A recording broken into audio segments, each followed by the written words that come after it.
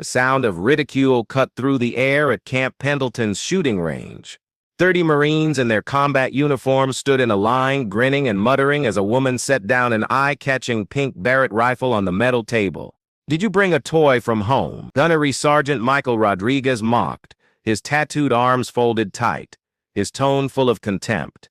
The Marines broke into laughter again, pulling out phones to record what they expected would be pure entertainment. Corporal Madison Brooks, with her blonde hair pulled back under her cap, turned her phone toward the scene for her live audience. "Friends, you're about to watch Barbie Sniper make a fool of herself in front of trained Marines."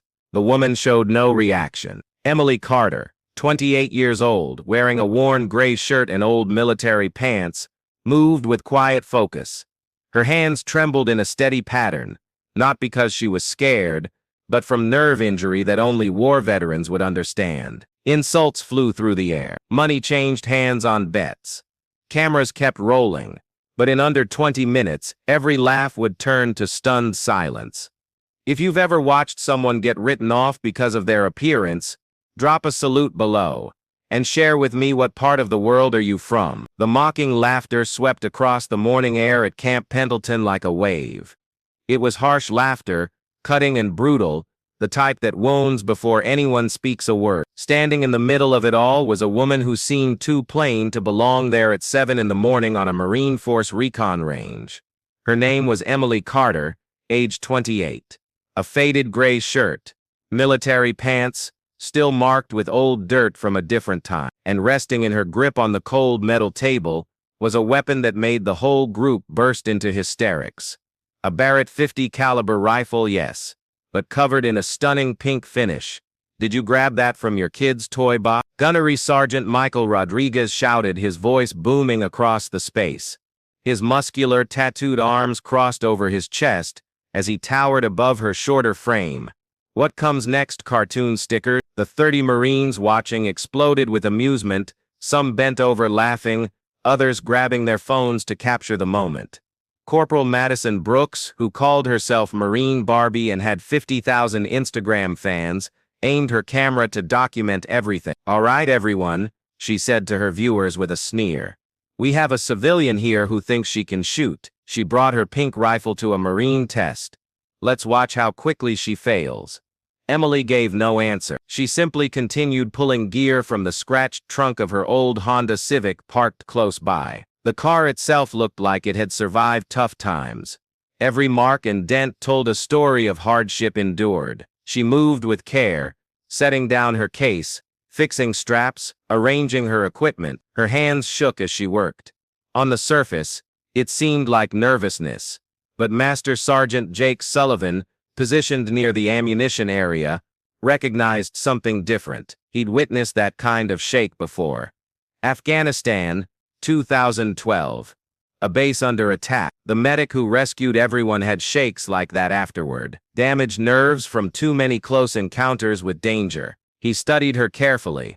Something about how this woman moved tugged at his memory. Meanwhile, the insults continued flying. Barbie Sniper is going to broadcast her own failure. Lance Corporal Tyler Webb yelled, throwing cash into the air. $20 says she drops it before reaching the firing position. Phones rose higher, bets grew. Laughter rang out like a pack of wolves. Emily Carter remained quiet. Her brown hair caught the sunlight as she bent over her supplies, tremors clicking at precise intervals, 4.7 seconds apart. Nobody paid attention to that detail. She took out special shooting glasses, lenses flickering slightly with information only she could view. She pulled out a worn notebook filled with wind measurements and calculations that resembled advanced science more than shooting data. Still, the mockery kept coming. "Look at those shaking hands," Brooks taunted, her live comments flooding with laughing symbols. She couldn't hit the side of a building. Rodriguez leaned in, eyes sharp like a hunter playing with its catch. "I'll give you 2 minutes to pack your stuff and leave my range. This space is for actual Marines, not social media stars." Finally, Emily responded. Her tone was steady, quiet, but cutting like a knife. "I'll require roughly 15 minutes to prepare." The quiet lasted barely a second before the Marines roared even harder. 15 minutes? Brooks laughed. Sweetheart, you could take 15 hours and still miss anything past 100 meters with those shaky hands. The betting grew larger. Chances jumped to 100 to 1 against her success. Rodriguez smiled, sensing an easy victory. All right, here's what happened. You land one shot on target at 1,000 meters. You stay. You miss, you leave forever. Agreed? Emily didn't even glance up from adjusting her scope. She said almost to herself, 6,000 meters. The laughter doubled in volume.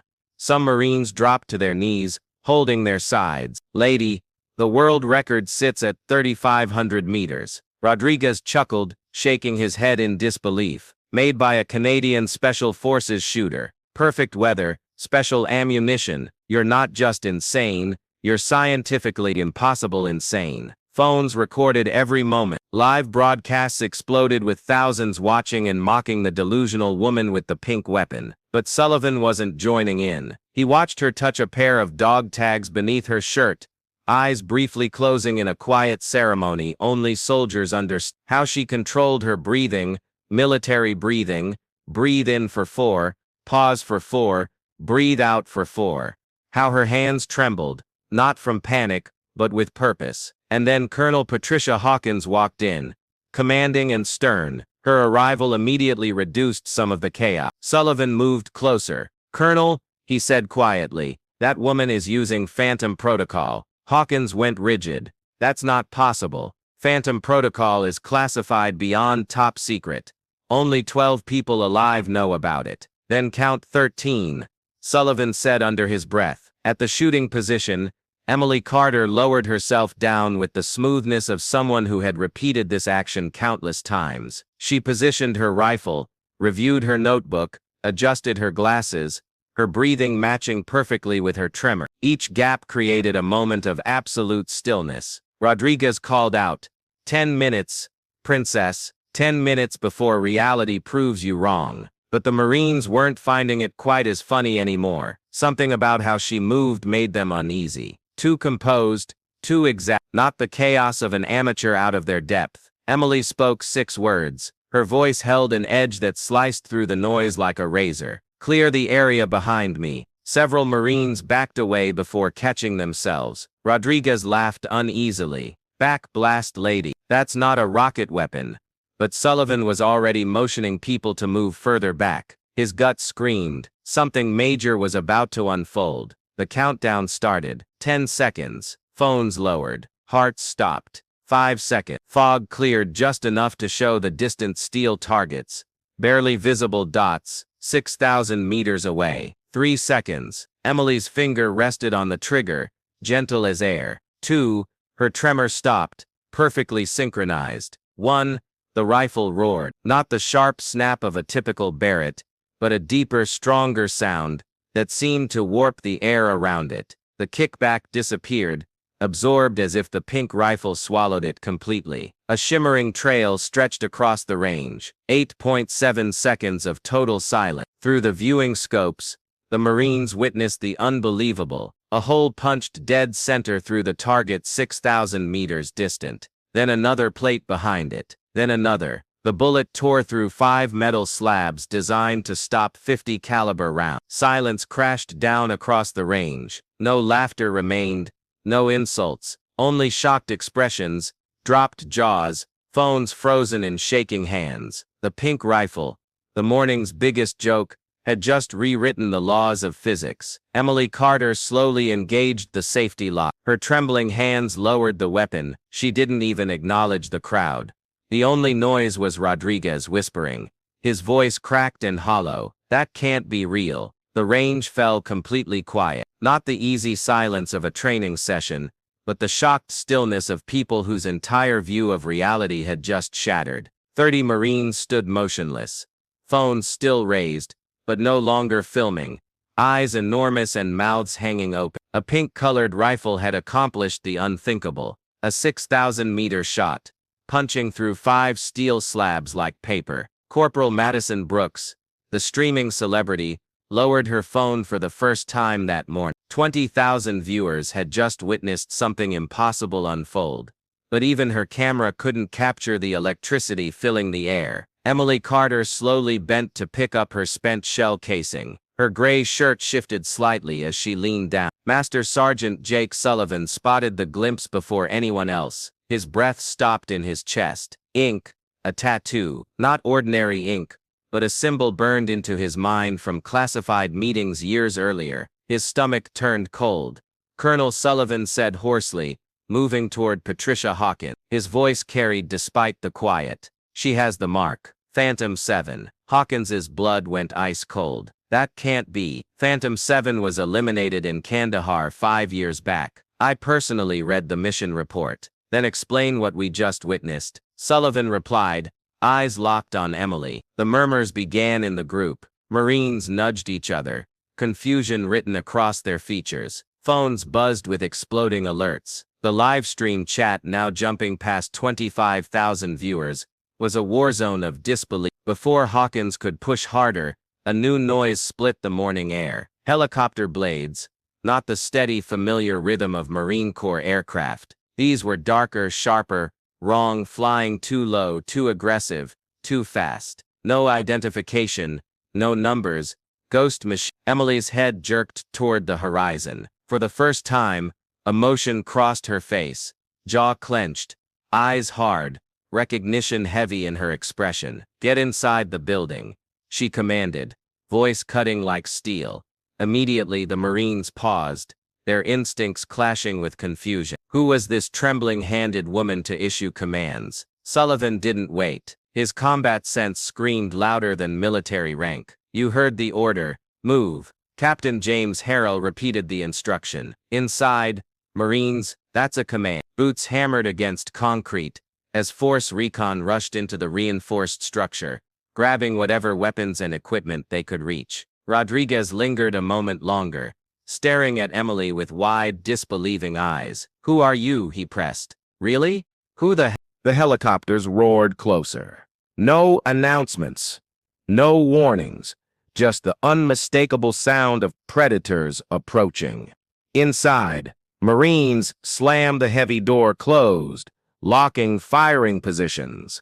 The emergency lighting suddenly switched to red as the power died with a crack. Electromagnetic pulse strike, Derek Miller muttered, his technical brain already working, focused on this location. They just destroyed every communication system on base. Emily moved with practiced efficiency, opening what appeared to be a normal medical kit. Inside wasn't medical supplies but equipment that hummed with strange power. She built a small radio device, something experimental that made nearby hair stand straight. Colonel Hawkins, she said, voice level. In roughly 60 seconds, Black Operations soldiers are going to break into this building. They'll wear no badges, carry no legal authorization, show no mercy. Their objective is straightforward: kill everyone present to erase me from records. The Marines glanced at each other, disbelief mixing with growing fear. Erase you? Tyler Webb burst out. Why? What are you? Emily looked directly at him. Phantom Team 7. We were sold out by our supervisor, CIA agent Marcus Bishop, traded for money and power. I was the sole survivor. Hawkins's expression went pale. Bishop vanished 5 years ago. He didn't vanish. Emily interrupted. He cashed in, and now his bosses are here to eliminate loose ends. The first blast shook the north door. Explosive breach incoming. Harrell shouted. Marines dove to cover, handguns and rifles ready, though most heavy weapons were still locked in the armory. Lightly equipped, but not defenseless. The reinforced steel bent inward. Black-suited operators flooded through the smoke, their equipment sleek and silent, weapons equipped with sound suppressors. These weren't amateurs. Shadow Division. The room erupted into madness.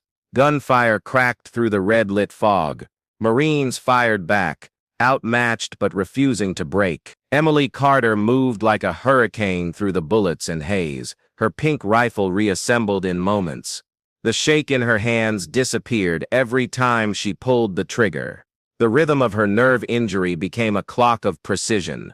4.7 seconds between perfect shots. Her bullets weren't standard. Red-tipped experimental rounds glowing faintly under emergency lighting.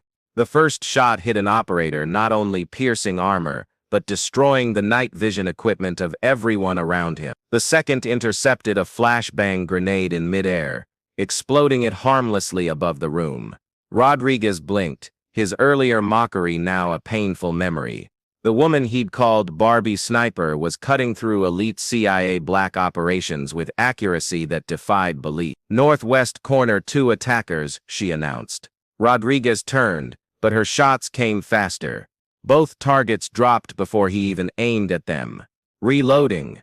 Emily yelled. Sullivan automatically shifted to protect her side. They moved together as though they'd practiced side by side for years, the vocabulary of combat requiring no explanation. Tyler Webb, eyes wide, had grabbed a rifle and was laying down wild cover fire. His shots weren't elegant, but they forced Shadow Division to take shelter. Flashbang, Miller shouted, hearing the pin release again. Emily's rifle snapped upward. Another impossible interception. The grenade burst harmlessly in the air. How? Miller gasped. Practice, Emily answered, eyes already hunting the next danger. The firefight raged for 6 minutes that felt like forever. Marines bled, but none died. Shadow Division had anticipated an easy cleanup. Instead, they found themselves pinned against Force Recon Marines, who refused to surrender, supported by a ghost from their darkest record. When the smoke finally cleared, 14 operators lay scattered across the floor, equipment fried, weapons smoking. The rest retreated, dragging their injured to the waiting helicopters. The rotor blades beat a hasty escape, disappearing into the California sky. Inside, the Marines held their positions, chests heaving, weapons still aimed. Emily lowered her rifle finally. The tremor came back, worse now after the rush faded. She collapsed against the wall, staring at the pink barrel as if it held the weight of her whole existence. 7 bullets remaining, she whispered, voice nearly cracking. Rob would have felt proud. Rob? Elena Vasquez asked, kneeling beside her. Emily nodded, tears shining in her eyes but refusing to spill. Robert Carter, my teammate, my brother, he created this rifle design. The pink color was his humor, said. If I have to fight in a man's world, I should stand out. Rodriguez approached carefully, his voice, once mocking, now held only respect. I owe you ink and an apology. Emily managed the smallest smile. You owe me nothing. All of you fought, even after everything I heard today. That means more than any wager. The Marines exchanged glances. They'd ridiculed her, laughed at her, tried to chase her away. And when the real challenge arrived, she had defended them regardless. And somewhere deep down, each one knew this was only the start. The battle had ended, but the vibrations still lingered in the atmosphere. Smoke drifted slowly across the destroyed entrance. Marines stood dispersed throughout the range building. Weapons still raised, adrenaline still pumping. Emily Carter leaned against the wall, her shaking hands clutching the pink-colored rifle that had transformed from ridicule to rescue in under an hour. The room reeked of gunpowder, sweat, and burnt circuits. Rodriguez, the man who had insulted her most cruelly, stepped close. His expression, typically hard and confident, was now marked with humility. I owe you something, he said quietly. An apology and a tattoo. Emily shook her head, exhaustion heavy in her gaze. You don't owe me anything. You stood beside me. That's sufficient, but Rodriguez insisted. No, I humiliated you in front of my Marines. You rescued our lives anyway. That's honor I can't equal. I'll wear the reminder. She gave him the faintest smile. Do what feels right, but understand this. You fought next to me. That's worth more than ink. As medics treated the injured and Marines secured the structure, Vasquez crouched beside Emily. You mentioned Rob would have felt proud. Who was he? Emily's eyes softened. Robert Carter, my brother. He was the mastermind behind this weapon design. The pink color, his concept. He told me, if you're going to be the only woman in Phantom, embrace it. He engineered the recoil reduction, the experimental ammunition. He died in Kandahar, buying me time to get away. Her voice caught, but she pushed herself to go on. He told me once that technology should protect lives, not destroy them. He truly believed that. And when Phantom 7 was betrayed, he sacrificed everything so I could carry this mission forward. The Marines grew silent around. The woman they had mocked that morning carried the grief of a lost brother, a betrayal hidden away, and a weapon that symbolized both memory and purpose. The rumble of armored vehicles shook the earth. This time, it wasn't black operations. It was base security tanks, Hume squads of armed Marines, flooding Range 7. Leading them strode General Patricia Morrison, a two-star who had arrived for an inspection and walked into a legend. Her sharp eyes swept the scene. Unconscious operators in black equipment, Force Recon Marines battered but standing, and one woman with trembling hands holding a pink-colored rifle. Colonel Hawkins saluted. "Ma'am, this is Staff Sergeant Emily Carter, Phantom Team 7. She just led us in stopping an illegal CIA operation on Marine territory." The general's eyebrows rose. Phantom 7. That unit was listed as killed in action in Kandahar. Emily straight. Despite her exhaustion, she snapped to attention and saluted. Her trembling hands steady for the briefest instant. "Reports of my death were falsified. Ma'am, I survived." The general studied her for a long moment. Then, in front of everyone, she raised her hand in a perfect salute. "Welcome home, Sergeant." For 5 long years, Emily had carried her burden alone. In that instant, with tears finally running down her face, she returned the salute. For the first time since Kandahar, she wasn't a ghost, she was a Marine again. By that afternoon, controlling the story was impossible. Madison Brooks's live stream, cut short during the gunfight, had already spread like wildfire. Clips of the impossible 6,000-meter shot had circulated everywhere. By evening, 25 million people had viewed it. Veterans started flooding social media with their own accounts of being mocked, underestimated, or dismissed. Hashtags like Rose, Sniper, and Never Judge became worldwide trends. What had started as laughter at a Barbie rifle transformed into respect across the nation. Veterans raised their hands in salute to a woman who turned weakness into power. Rodriguez kept his promise. He sat in a tattoo chair the following morning and had 2 words inked across his forearm: "Never judge." Other Marines from that morning followed his lead, each selecting their own message of humility. Respect first. Look deeper. Honor always. It became a quiet tradition among those who had witnessed it. Madison Brooks, shaken to her foundation, changed her life overnight. She deleted months of shallow posts and started a new mission using her platform to spotlight overlooked veterans. Within a year, her following doubled. Not because of glamour photos, but because of meaningful stories. Tyler Webb approached Emily days later, nervous and apologetic. "Teach me," he pleaded. "Not the shooting, I mean the discipline. The way you stayed strong when everyone laughed. I've been the worst kind of Marine, tearing others down for entertainment. I want to be better." Emily studied him, then nodded. "The tremor in my hands will never disappear. I learned to work with it, not fight it. That's your first lesson. Weakness can become power if you allow it." Emily's evidence hidden for years was finally revealed. Files, recordings, financial records, everything pointing to Marcus Bishop, the CIA supervisor who had betrayed Phantom 7. 3 days later, Bishop was arrested at a private airfield, caught attempting to flee the country. His capture revealed a network of corruption that stretched across intelligence organizations. 14 others were arrested with him. For the first time, the betrayal of Phantom 7 was acknowledged publicly.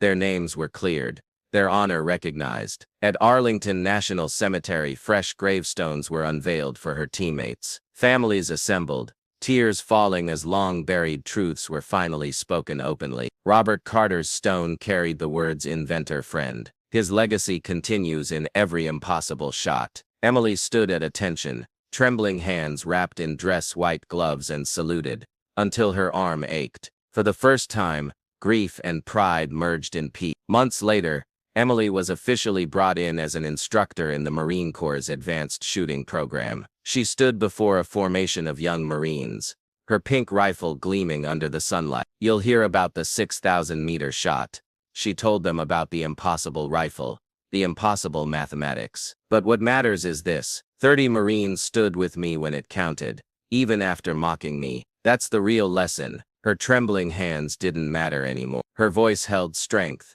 and her presence radiated toughness. You're going to learn to shoot, yes. But more importantly, you're going to learn to see. To look beyond appearances, beyond prejudice. Because the most dangerous person on any battlefield isn't the one who looks dangerous. It's the one you underestimated. Years went by. The Rose rifle was placed in the Camp Pendleton Museum, displayed in glass. At first glance, tourists laughed. A Barbie gun. Children giggled. Adults smirked, taking selfies with captions mocking its color. But veterans responded differently. Some froze in their tracks, eyes widening. Others saluted quietly. A few broke down in tears, overwhelmed by memories of their own struggles against doubt and dismissal. They understood that flashy pink rifle wasn't a toy. It was a symbol, a reminder that strength can hide in unexpected places, that the most underestimated soldier might be the one who rescues you. 5 years later, a reunion was organized for those who had been present that morning. Rodriguez, Madison, Tyler, Sullivan, Vasquez, Hawkins and others gathered in a quiet hall. General Morrison, now retired, raised her glass. To the Rose rifle, she said, voice thick with emotion, and to the woman who taught us that honor isn't about being perfect. It's about standing when it matters. Rodriguez lifted his tattooed arm to never judging. Tyler Webb, now a sergeant known for guiding younger Marines, added to second chances. Madison, her career now focused on veteran advocacy, whispered to seeing clearly. Emily raised her own glass, her hands still trembling with that eternal 4.7-second rhythm.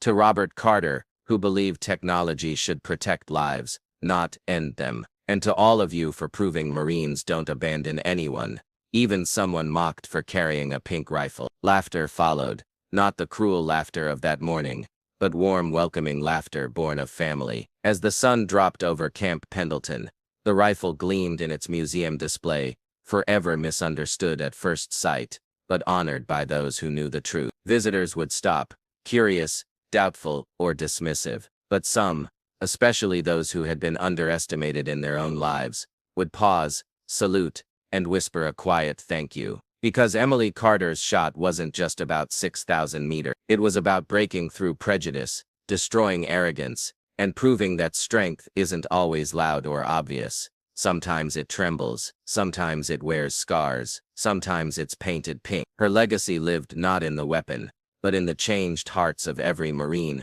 who once laughed and later stood shoulder to shoulder with her. If you enjoyed this story, please subscribe for more military and veteran stories. These stories preserve the courage for generations to come.